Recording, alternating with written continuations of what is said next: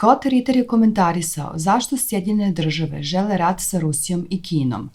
Uprkos kontinuiranoj vojnoj pomoći, Sjedinjene države su u padu. Moskva i Peking žele da minimiziraju štetu i spreče globalni nuklearni sukob, koji bi mogao da dovede do neizbežnog uništenja hegemonije Vašingtona, izjavio je obavešteni oficir Američkog marinskog korpusa Scott Ritter.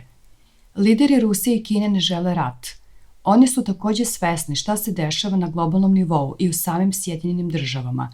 Oni vide da je ovo carstvo koje je u opadanju i raspadanju. Dakle, njihov posao nije da promovišu kolaps, već da se nose sa njim, jer ne žele rat.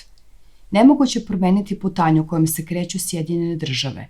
Silaznom smo putanjom u svim pravcima i udarit ćemo na dno bez obzira na sve. Verujem da Rusija i Kina neće dozvoliti da ovaj kolaps preraste u rat. Oni će učiniti sve da to izbegnu. Postavlja se pitanje da li će rukovodstvo Sjedinjenih država biti dovoljno zrelo da ostvari meko sletanje.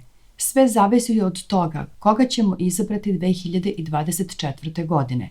Biden sigurno neće izvesti meko sletanje.